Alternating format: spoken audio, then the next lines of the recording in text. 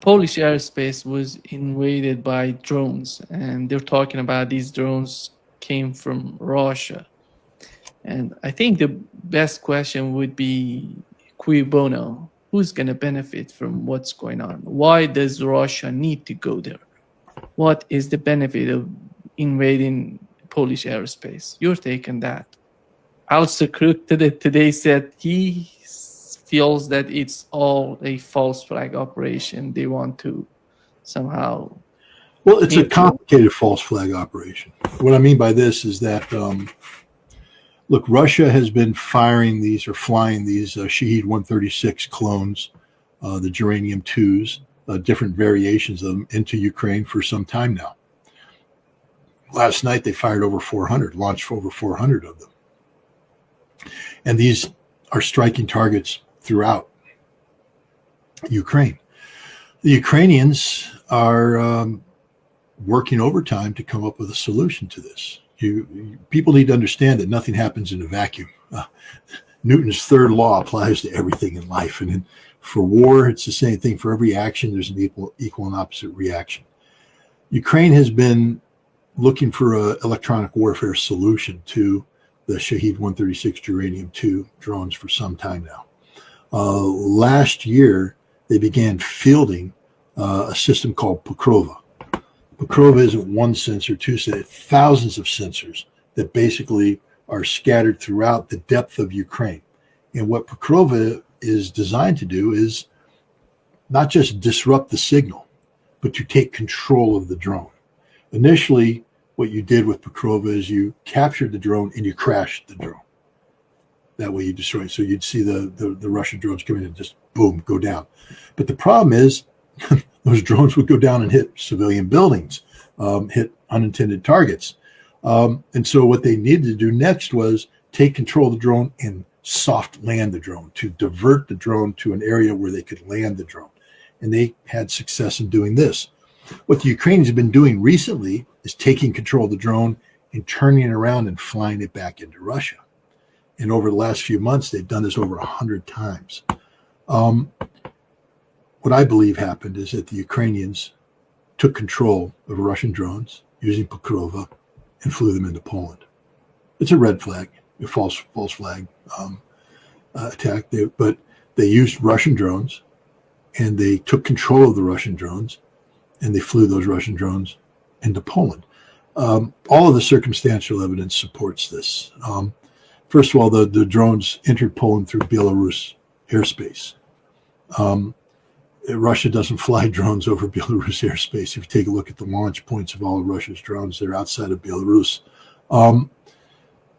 And Russia has specific aim points, and Russia plans its flight trajectories in a way that avoids potential of accidents of this nature.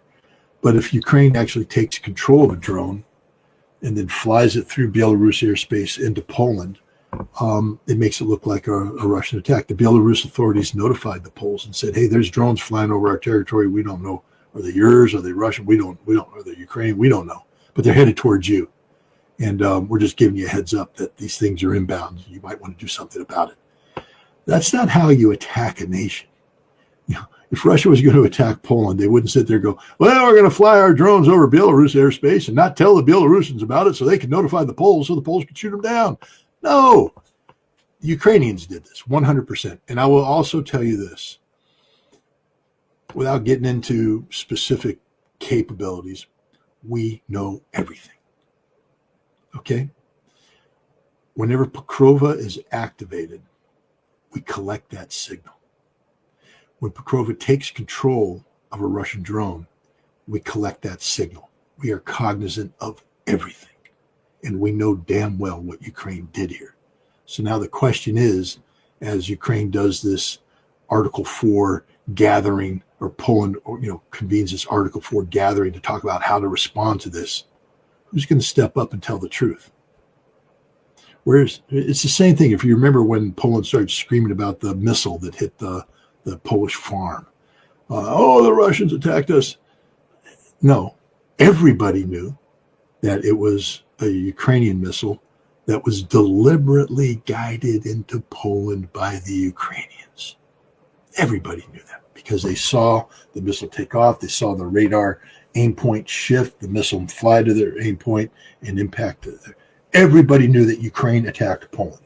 It wasn't accidental. It was done on purpose. And that's why it hasn't happened again, because Ukraine was put on notice. Don't do that again. Is that going to happen now? Because I'm telling you right now, we know damn well what the Ukrainians did. We know. It's just, we have collection platforms operating in the area that,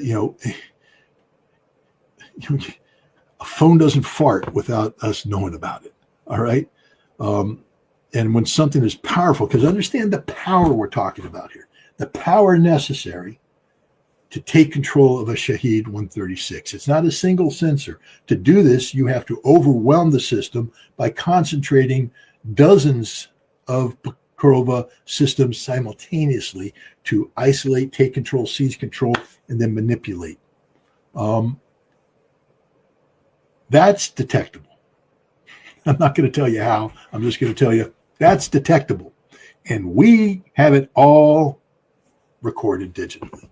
We know everything that happened. We know the operators that did it. We know the names of the operators because we trained them. You see, Ukraine didn't just come up with this on its own. A lot of people helping the Ukrainians do this.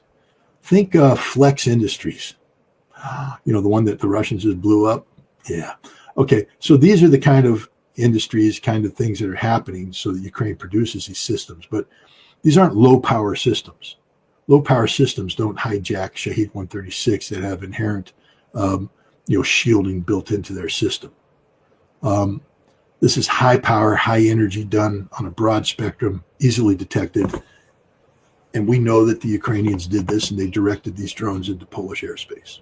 That's my take on it. How this plays out, I don't know, but I don't think the United States, knowing what happened, is going to sit here and play this game much longer. I think we'll shut down this Article 4 thing very quickly, and we'll tell the Ukrainians, knock this stuff off. We're not going to put up with it.